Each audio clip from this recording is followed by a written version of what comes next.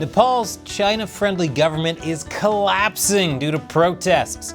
The Chinese Navy stocks Canadian and Australian ships near Taiwan. And the US caught another Chinese spy. Then more on this week's China News headlines. Welcome to China Uncensored, I'm Chris Chappell. A Chinese doctor has been accused of attempting to smuggle cancer research from the US to China.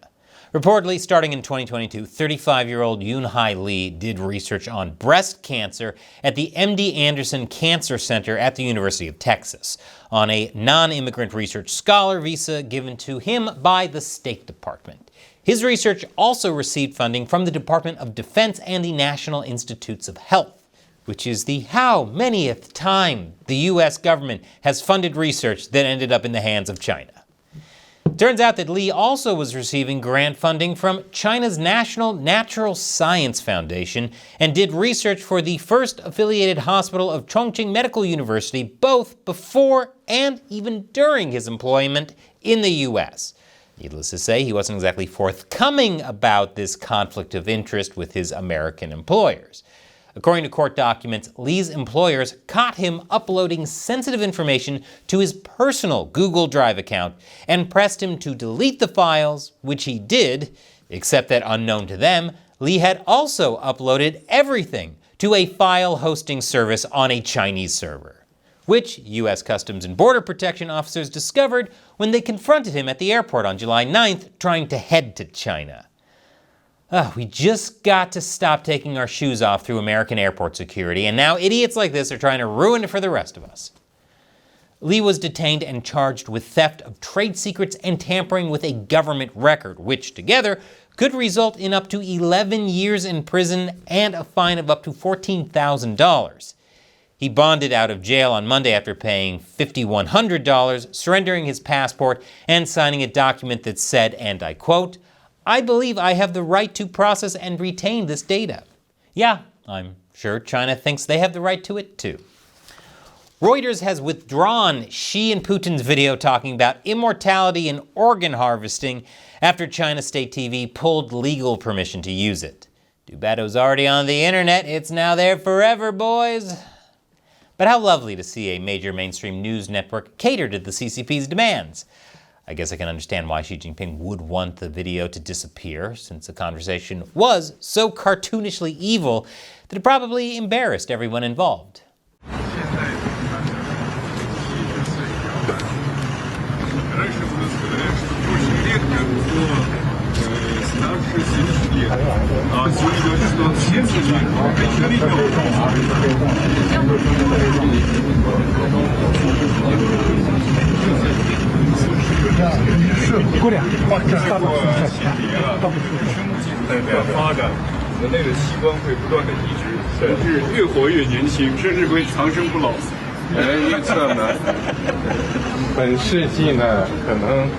I really don't want to have to cover these two for that long. China's military followed Australian and Canadian warships in the Taiwan Strait and accused them of, quote-unquote, troublemaking and provocation. How can you chase someone down and accuse them of provocation? The two ships were doing a routine freedom of navigation transit through the widely recognized international waters of the Strait. China's military reportedly followed and warned the ships and even scrambled jets and naval assets. Because if it weren't for overreactions, the CCP wouldn't have any reactions at all. And after the break, trouble in Nepal, and it's not looking good for the CCP. Welcome back.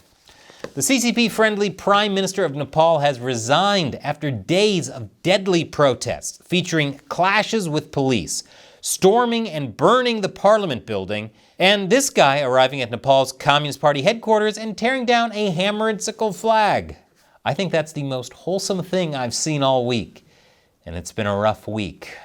Rest in peace, Charlie Kirk.